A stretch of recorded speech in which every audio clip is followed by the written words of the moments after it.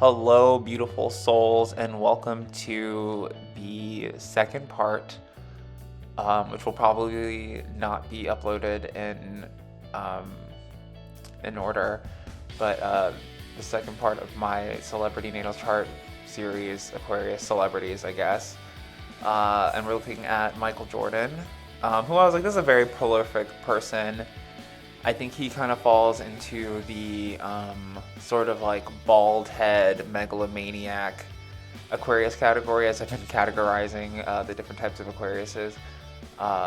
Not to say necessarily that he's Walter White, but I think maybe of shoes potentially. So I'm looking at astrocharts.com. Michael Jordan has a bio that just towers over everyone else's. He's from Brooklyn, New York, February 17th, 1963. Birth time accuracy excellent, it says. It says Michael Jeffrey Jordan,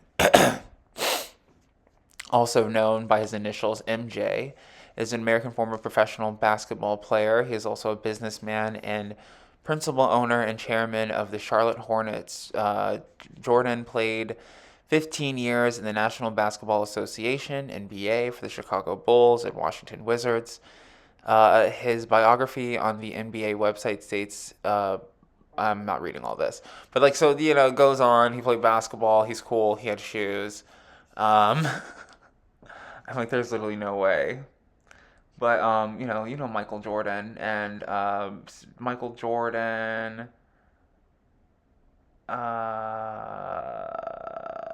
Michael Jordan. I mean, not to sound like super busy, but I'm like getting messages and stuff about people wanting ratings, so I'm cool. Uh, well, I should just silence my phone, but um, yeah. So he's like a really awesome guy, like throughout time and antiquity. But we're gonna be looking at his natal chart. He has the rising Cancer, which so not I was doing this randomly, and I the first video I did was Harry Styles, and I was looking through the other people's charts, and Jennifer Aniston also has a rising Libra, so she's like honorable mention Aquarius rising Libra video, and I think that she would have probably been a better chart to look at because she is like a famous friend. So it, 3 years down the road, I might circle back and do these videos and do other celebrities of different rising signs and things like that. And like the crazy thing is, like the moment I looked at Jennifer Aniston's chart, though, I did start to do that like Rachel impression from like Saturday Night Live, like the like very like sharp inflection in the way that she speaks, and that's very similar to the glyph of Aquarius being like up and down erratic motion. I mean, even so with Michael Jordan, who's known for like jumping really high, like going bouncing up and down, uh, which actually we will call attention to. So Michael Jordan's like super Aquarian, but which we'll call attention to because 1963, like any good chef, I already looked up what year of the. I always feel like Archie Bunker when I say Chinese zodiac sign. I'm like, your Chinese zodiac sign. You eat it, you got your Chinese zodiac sign. You got your Romanian zodiac sign. You gotta learn these things, eat it. So I usually say like a lunar zodiac sign is the rabbit. So like somebody who's known for jumping, bouncing up and down. I'm sure most people or a lot of people born in the year of the rabbit aren't so well known for jumping as he is. But also, like the time that he was famous, like in the early '90s, like slam dunking a basketball was like really popular for whatever reason. Trampolines, jumping in general, was like part of the zeitgeist and on trend and in fashion. Individuals born under the rabbit zodiac sign, is like from Google, are renowned for their empathic and artistic nature. I think that rabbit is comparable to Pisces in the Chinese zodiac. It says they're compatible with sheep, pig, and dog, which I believe sheep is like because I think I thought sheep was 1994, but that's dog. Okay, so they're compatible with dog, which is like 1994 is dog. And then sheep, I believe, is no rooster is 1993. So sheep is 1991, and then horse is 1990. So horse, sheep, monkey, uh, the other things. I think snake is 1989. So like snake, horse. We're learning the Chinese zodiac sign in these videos too. Okay. I still don't got it. All right. So that's him. He bounces up and down. He's a rabbit. And that's funny to me. And I'm laughing. And he has a rising Cancer. And so this rising Cancer, the reason why I am now feeling this like reason to like gloat for doing this chart. Uh, Other than the fact that Michael Jordan's like a very like famous, prolific person, just as any other celebrity for real. But is that in I think the Cindy Crawford Pisces rising Cancer chart, I was like, oh yeah, rising Cancer, your your biggest priority should be being famous. And, if I was somebody standing at the end of Michael Jordan's life on a crossroads and was like, you can go this way, you can go that way, and then it's like showing like the present dimension and present reality of him have been in movies and owner of the Charlotte Hornets and having a list of accolades that bring me to the point of exhaustion just from looking at it. Uh, I feel like is confirmation of what had been saying, what I had said about Cindy Crawford, and so there's that, and I don't know his how he grew up or his situation is or really his story. I'm pretty sure I read like a biography like when I was a child at some point, but him having a rising Cancer does talk about a lot of I mean, it talks about like his mother having a really strong connection to his father, which isn't like um, completely unheard of. North Node in Cancer as well,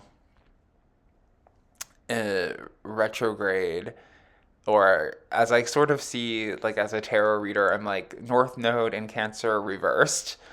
So it's like a connection to his mother as a driving force in his life, or like a wanting to disconnect and cut the cord with her as a driving force in his life.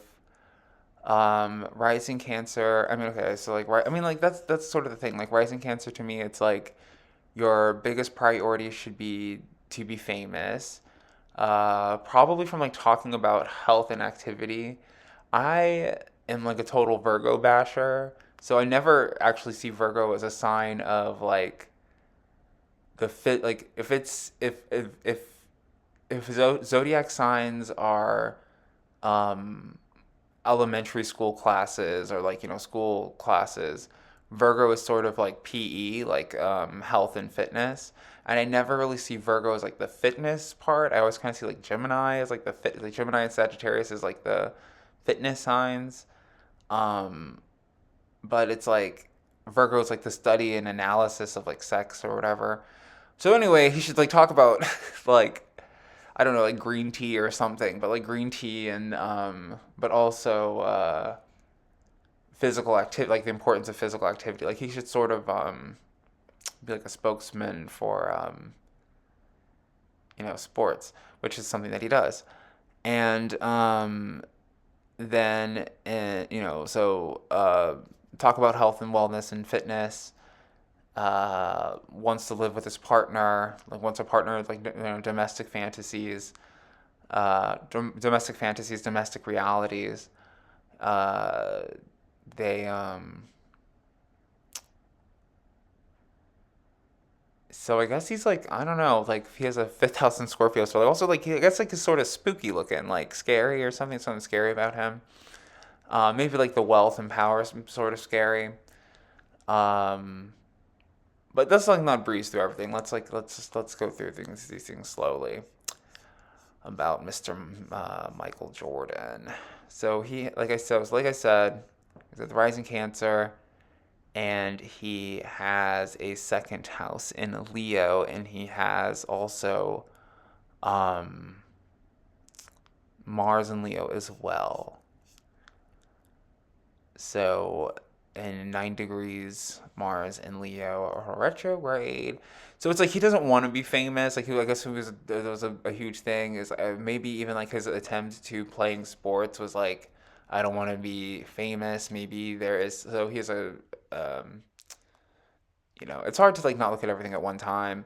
Like his Chiron and Pisces, maybe he did get some type of like tarot reading or fortune read by somebody, and he was like destined to fame, and it sort of maybe like made him want to act against that or like work against that.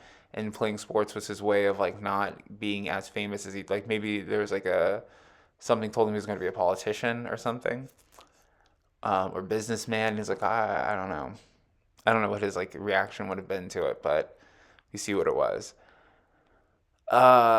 And his third house in Virgo, so like I said, like talking about wellness, fitness, the benefits of like vegan diets, eating grass and greens, being vegetarian, talking about school, talking about education. Uh, we have Pluto, and probably something he'll do like closer to the end of his life. And I believe Uranus. Yes, Uranus. And that's yeah, Uranus, Pluto. Virgo, as I'm saying, like Aquarius is like a sign of discomfort. Virgo, I feel like is as well, especially with all these planets also being in retrograde at the time of his birth. So, it's like 11 degrees into Virgo, and 11 being like the number of Aquarius, and then Uranus in Virgo as well, which is like the ruling planet of Aquarius. Um, so Uranus is this planet of expansion. Well, it's not. I guess it's more of a planet of like rebelling against borders that then cause expansion. Um, where Capricorn is like or Saturn is a planet of limitations, limitations and borders, like putting up borders and boundaries. And Uranus is a planet of like tearing boundaries down. So he has like this tendency to want to tear boundaries down, maybe like around like, health and fitness and sports and leisure and whatever the things that he does. Cause like a revolution and cause change. Cool. So this is sort of like Tarot Bay, like Space Jam collab a little bit. Um, so rising Cancer, we got the second house in Leo, third house in Virgo, fourth house in Libra. So like I said a little bit earlier, fourth house in Libra, one like domestic fantasy, wants to live with his partner, um, or live with like partners. So very similar to the Cindy Crawford, Pisces rising. Um, Cindy Crawford, Pisces, rising, Cancer video, as they're both rising Cancers. So basically, he's the Aquarius version of Cindy Crawford, is what I'm saying. Um, he wants to have like a staff, like a bunch of so like being a rising Cancer, being famous is your highest priority because like you want to have a bunch of people living in your house, like you want to have a chauffeur and like your wife and your girlfriend and your boyfriend and your video game friends and your poker buddies all living in the house with you when convenient when you want. You want like William Hung, in your basement to sing "She Bangs" like 6 times, like those little gerbils that used to sing like kung fu fighting used to get from the toy store. So they're weird. Rising Cancer people, super weird. Super weird, megalomaniac, especially with the Aquarius. So that's the fourth house, and the fifth house, Scorpio. We have Neptune here. So this is why I was like kind of cruising through his houses really quick, and I was gonna like circle back to the planets. But I was like, this is actually really interesting because I don't know his history, but it says like he'll be like his biggest leeway into television, as we were seeing like Neptune as being television and TV antenna, and the broadcasting of illusions, would be through some type of like occultism or spiritual something. So like to me, like if I didn't know that this was Michael Jordan, Michael Jeffrey Jordan, oh, okay, yeah, Michael Jeffrey Jordan, and like let's say I thought this was Jeffrey Michael Jordan's chart, I would say February 17th, 17 being the number of the star card, in the tarot deck because of the rising Cancer and the second house in Leo. I'd be like, okay, like your biggest priority should be like to be famous and on television and movies and things like that. The Neptune in Scorpio says to me that his leeway into television is through film noir, like a detective film. And I don't know, the only movie I know him to be from is what do you call it?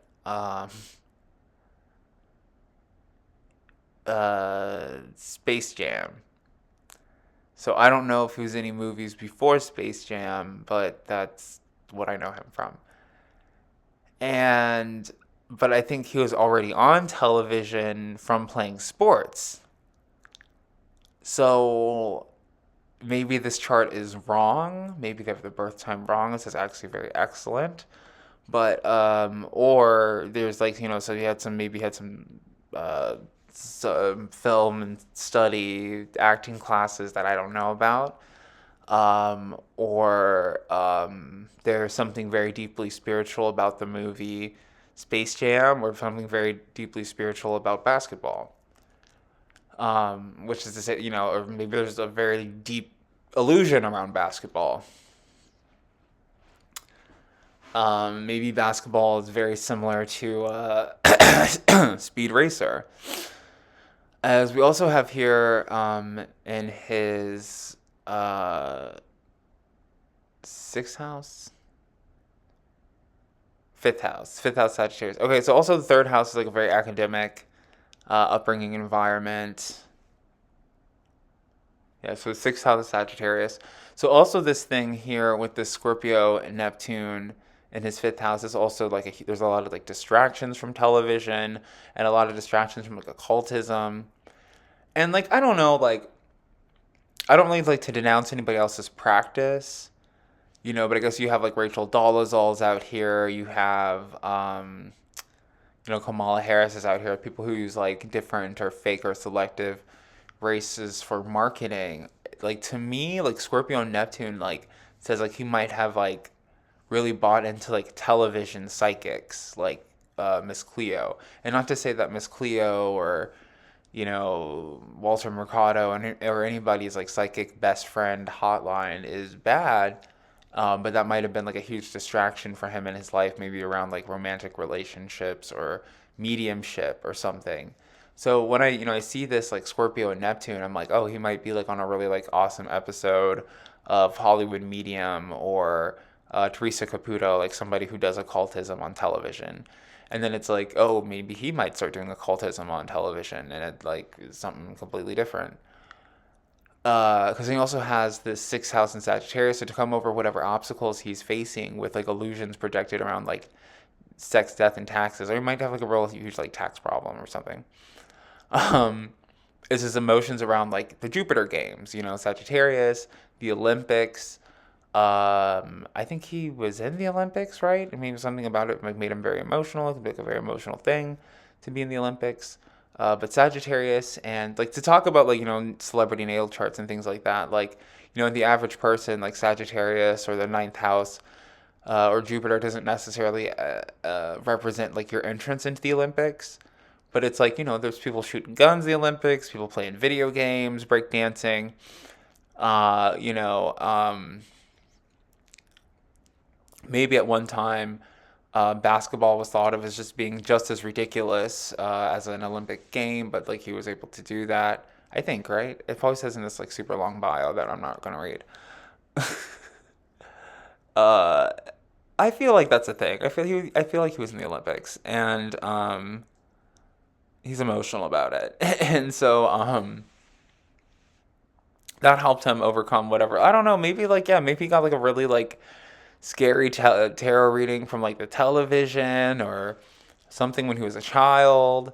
You know, about him being like, I mean, also being an Aquarius, right? He could have like read in some astrology book, some old Sidney Omar astrology book about him being a politician and being assassinated, and he was like, "Screw that! I'm gonna be a athlete and a businessman because of that reading that I got."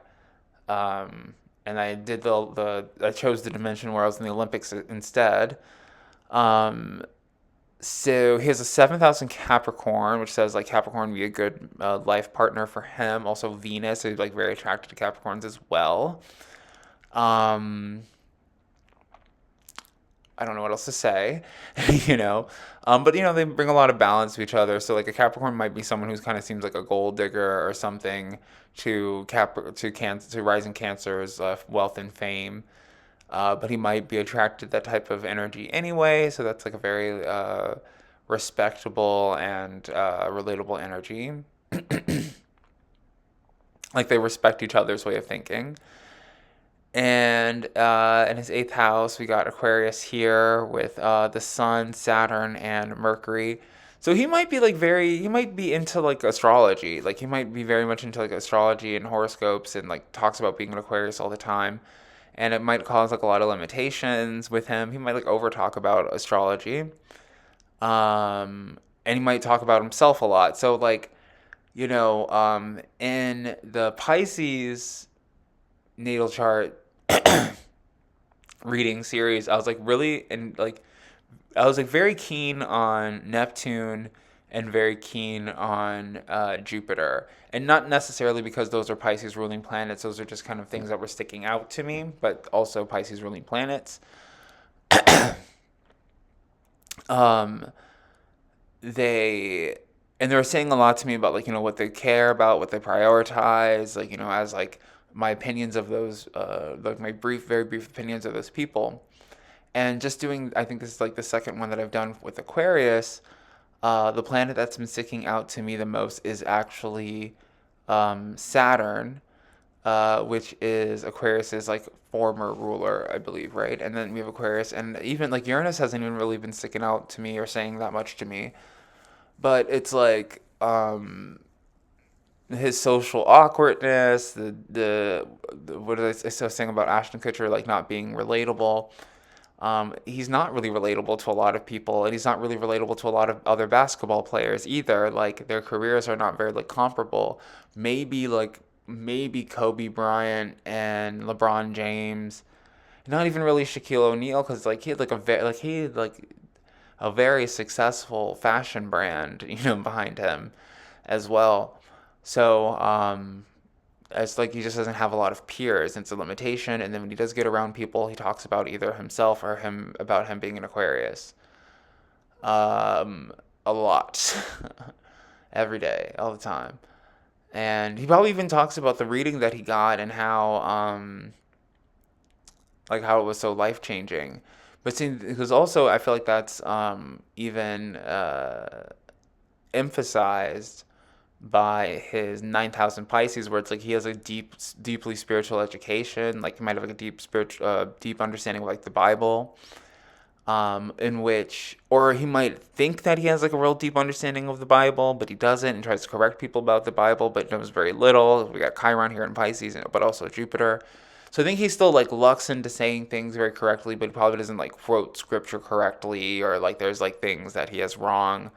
Um, that he is able to teach other people. It's almost like I'm saying something from the Bible and I misquote it, and he is able to correct it because he knows and he has a deep spiritual understanding of the Bible. But then also he misquotes things from the Bible all the time too, and needs people or has people to correct him as well. Sort of what I feel with Chiron and Pisces and Jupiter as well. It's like lucky. And it's also his midheaven, so like the 10,000 stuff, or what is it? I keep losing my place. Yeah, it's 10th house Pisces. So he's probably like more meant to be some sort of like reverend or like preacher or something like that. Um, spirit, like yeah, some type of like Vatican City type stuff, like spiritual leader, the 11th house in Aries, 11th house or Aries in the 11th house. So he's like some like strong military friends or friends with like a lot of structured, dignified people. And the 12th house in Taurus, meaning that like finances or money might make him like very like well, that's not the 12th. That's so 10, 11, 12. I hate like not looking at equal house charts. That's right, right? No, because 12th house should be Gemini because he's got a rising Cancer. So 12th house Gemini, 11th house Taurus, 10th house Aries, and his ninth house is in Pisces. So he has a higher education. He might have traveled somewhere, might have gone to like Bible camp or something. His education was very deeply spiritual, so like I said about the Bible. Still pretty much stands. And then um, having a 10th house in Aries. So the midheaven is like a degree on the chart, but I typically look at the midheaven as like essentially the same thing, like your reputation and your career and everything. Like I previously said that his place in life should perhaps be a priest. I retract, and now I add that his place in life most likely should be somewhere in like the government. So his midheaven being somewhere in between Pisces and Aries, it's like some type of spiritual war, government, something leader. And his 11th house in Taurus, meaning that he should have a lot of friends with a lot of money to fund whatever church or organizations that he's a part of, which he's part of the NBA and a bunch of other organizations. Like I saw nothing but like acronyms down his bio. So I guess he has that, and that's not something in his 12th house that makes him miserable. Gemini is what makes him miserable, which is sort of like playing sports, like I said. It's like family, uh, friends, people he went to school with, things like that that make him miserable. And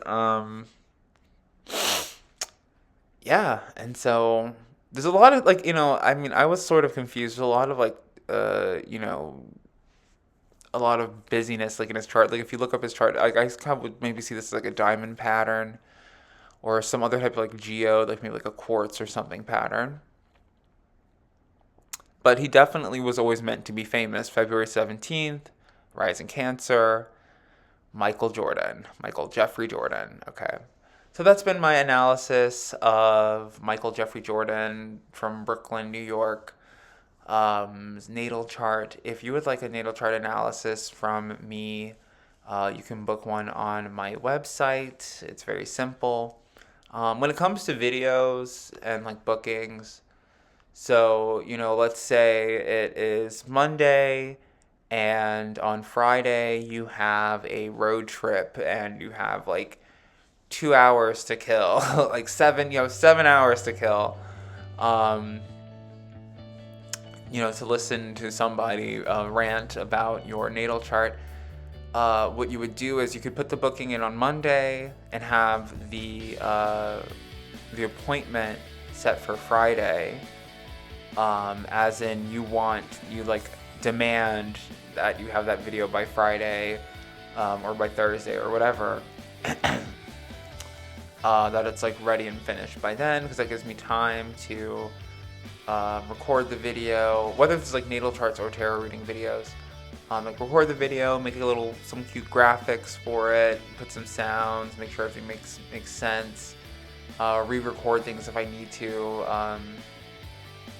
Because I just make a lot of extra noises. And yeah, so that's natal chart videos. That's me, and I will see you in my next video. Bye.